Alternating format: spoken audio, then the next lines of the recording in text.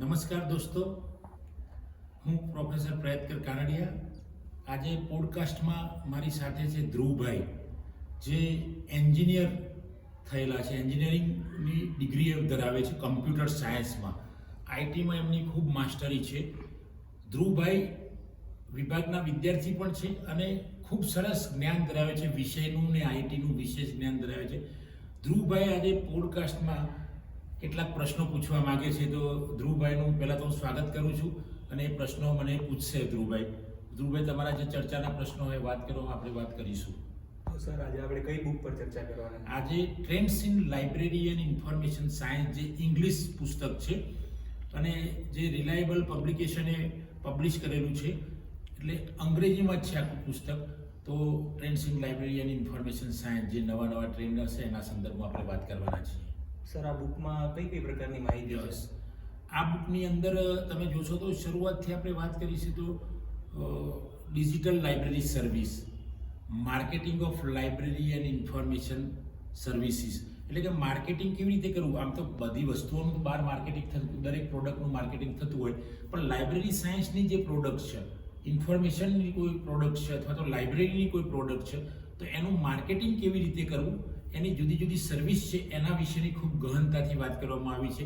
ત્યારબાદ આપણે જોઈશું તો નોલેજ મેનેજમેન્ટ ઉપર, નોલેજ મેનેજમેન્ટ એન્ડ ટુડેઝ, બરાબર. તો આજના જમાનામાં નોલેજ મેનેજમેન્ટ કેવી રીતે ઉપયોગ થશે અને લાઇબ્રેરી સાયન્સમાં, લાઇબ્રેરી એન્ડ ઇન્ફોર્મેશન સાયન્સમાં વિદ્યાર્થીઓને કેવી રીતે ઉપયોગ થશે એની પણ વાત કરવામાં આવી છે. ત્યારબાદ આપણે વાત કરીશું તો an overuse of internet on periodical અથવા તો ઈ જર્નલ, જેની વાત કરીશું. તો ઈ જર્નલ કેવી રીતે ઉપયોગી થાય છે અભ્યાસની અંદર, કોલેજની અંદર, યુનિવર્સિટીની અંદર, એના સંદર્ભની પણ ખૂબ સરસ વાત કરેલી છે. એ સિવાય આપણે વાત કરીશું તો જે જોબ કરતા હોય એવા કર્મચારીઓને ક્યાં ક્યાં સ્ટ્રેસ પડે છે, એ તણાવ અનુભવે છે, તો એના વિશેનું એક સરસ સંશોધનાત્મક પ્રકરણ પણ આ પુસ્તકમાં આવરી લીધું છે.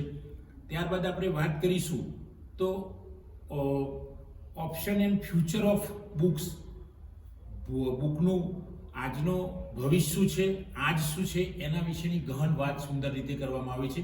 આમ અલગ અલગ પ્રકારના પ્રકરણોનો સમાવેશ કરવામાં આવ્યો છે અને એમાં મોટાભાગે આજના ટ્રેન્ડ્સ શું છે લાઇબ્રેરી સાયન્સમાં, જેવી રીતે અલગ અલગ મેનેજમેન્ટમાં હોય, મેડિકલ સાયન્સમાં હોય તો ન્યૂ ટ્રેન્ડ્સ હોય, એ રીતે લાઇબ્રેરી સાયન્સમાં કયા ટ્રેન્ડ્સ છે એના વિશેની માહિતી અહીંયા આપવામાં આવી છે. આ બુક છે ટ્રેન્ડ્સ ઇન લાઇબ્રેરી સાયન્સ, આ બુક છે એનું. એટલે વિદ્યાર્થી મિત્રો આ બુક વાંચે તો વધારે સારું રહે. ધ્રુવભાઈ, આ તમારા પ્રશ્નનો જવાબ અથવા તો આપણે જે ચર્ચા કરી એની વાત કરી. સર, આ બુક કયા કયા વિભાગના વિદ્યાર્થીઓ? આમ તો જનરલી બિલકુલ સરસ પ્રશ્ન છે ધ્રુવભાઈ. આ book generally library and information science વિષયમાં જે ભણતા વિદ્યાર્થીઓ હોય એમને ખૂબ કામમાં આવશે, કારણ કે એ BLISC કરતો હોય, MLISC કરતો હોય અથવા તો PhD કરતો હોય અથવા તો નેટ સ્લેટ GRFની એક્ઝામ આપતો હોય અથવા તો ગૌણ સેવા પસંદગીની કોઈ પરીક્ષા આપતો હોય, સેન્ટ્રલ સ્કૂલ લેવલની KVSની કોઈ એક્ઝામ આપતો હોય અથવા તો કોર્ટની અંદર લાઇબ્રેરીની અથવા તો કોઈ પણ જગ્યાએ લાઇબ્રેરીની કોઈ કોમ્પિટિટિવ એક્ઝામ આપતો હોય તો આ બુક કામમાં આવશે, કારણ કે એની અંદર ન્યૂ ટ્રેન્ડ્સ છે. આજે વર્તમાનમાં લાઇબ્રેરીની સ્થિતિ શું છે, ઇન્ફોર્મેશનની શું સ્થિતિ છે, લાઇબ્રેરી સાયન્સના વિદ્યાર્થીઓની શું સ્થિતિ છે, નોલેજ એન્ડ ઇન્ફોર્મેશનની વચ્ચે શું ડિફરન્સ છે, નોલેજ લાઇબ્રેરીની અંદર અથવા તો સમાજની અંદર નોલેજનો કેવી રીતે ઉપયોગ થશે એનું, તેમજ ડિજિટલ એરાની અંદર, આજના ડિજિટલ એરા જે કહીએ એની અંદરમાં તો બુકનું ભવિષ્ય કેવું છે એની પણ સરસ ચર્ચા કરી. એટલે વિદ્યાર્થીને એ પણ કામમાં આવશે અને દરેક લાઇબ્રેરી સાયન્સના વિદ્યાર્થીઓને કામમાં આવશે. એ સિવાય બીજા કોઈ વિદ્યાર્થી વાંચશે તો એને પણ ખબર તો પડશે જ કે લાઇબ્રેરી એન્ડ ઇન્ફોર્મેશન સાયન્સમાં શું આવે છે, અને કદાચ એ પણ કોમ્પિટિટિવ એક્ઝામ આપતા હશે તો એમને જનરલ પેપરમાં કામમાં આવશે. ધ્રુવભાઈ, આ તમારે જે પ્રશ્ન કર્યો એની વાત કરી મેં.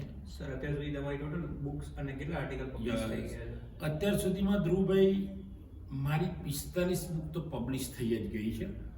5 બુક જે કહીએ એ પાઇપલાઇનમાં છે. 45માં તમે જોશો તો અલગ અલગ વિષય પર મેં લખ્યું છે. ધારો કે આપણે લઈશું તો બાયોગ્રાફિકલ સોર્સ છે મારા, એમાં 2 પુસ્તકો છે. એ જ રીતે ટૂંકી વાર્તાનું એક છે, કાવ્ય સંગ્રહ 3 છે, એમાં એક હિન્દીમાં પણ છે. નોવેલ મારી 11 થી 12 નોવેલ પબ્લિશ થઈ ગયેલી છે. એ સિવાય મોટિવેશનલ બુક 5, જે વિદ્યાર્થીઓ પર, આજની જનરેશન પર મોટિવેશનલ બુકની પણ મેં વાત કરી છે, એવી 5 બુક થઈ છે. એ સિવાય આપણે વાત કરીશું તો આરોગ્ય પર પણ મેં 2 બુક લખી છે, મન વિંધાયું અને આરોગ્ય અને પોષણ. તો આવી અલગ અલગ બુક લખી. એ સિવાય સમાજ ઉપર તો નવા સમાજનો રણકાર એ આજના સમાજના ઉપર એ બુક લખાયેલી છે. આજના યુવાનો કેવા છે, સમાજમાં કેવા હશે, સમાજ કેવો હશે, એના સંદર્ભમાં સમાજના કુરિવાજો ઉપર પણ વાત કરી છે. તો આવી લગભગ મારી 45 બુક તો પબ્લિશ થઈ ગઈ છે. ચારેક જે પાઇપલાઇનમાં 4 થી 5 બુક છે, એમાં ગ્રંથાલય અને સંચાલન, પછી લાઇબ્રેરી સાયન્સના MCQના પ્રશ્નોની એક બુક આવી રહી છે, નેટ, JRF, સ્લેટ્સ, ગૌણ સેવા, બધી જ કોમ્પિટિટિવ એક્ઝામમાં કામમાં આવશે વિદ્યાર્થીઓને. એ સિવાય મારા આર્ટિકલની તમે જે વાત કરી તો મેં રિસર્ચ પેપર પણ લખ્યા છે, સાદા મૌલિક આર્ટિકલ પણ લખ્યા છે. અને આર્ટિકલ એવું જ નહીં કે લાઇબ્રેરી સાયન્સ પર લખ્યા છે, શિક્ષણમાં પણ મેં લખ્યા છે, સમાજ ઉપર પણ આર્ટિકલ લખ્યા છે, ક્યાંક પ્રેમ ઉપર આર્ટિકલ લખ્યા છે. તો આવા અલગ અલગ વિવિધ વિષયો પર મેં આર્ટિકલ લખ્યા છે. લગભગ અત્યાર સુધીમાં 150 article and research paper publish થઈ ગયેલા છે. અને એ નેશનલ ઇન્ટરનેશનલ લેવલે કોન્ફરન્સમાં, સ્ટેટ લેવલની કોન્ફરન્સમાં પણ પ્રેઝન્ટ પણ કરેલા છે. અને એ પિરિયોડિકલની અંદર જુદા જુદા જર્નલ્સ, પિરિયોડિકલ્સની અંદર પબ્લિશ પણ થયેલા છે.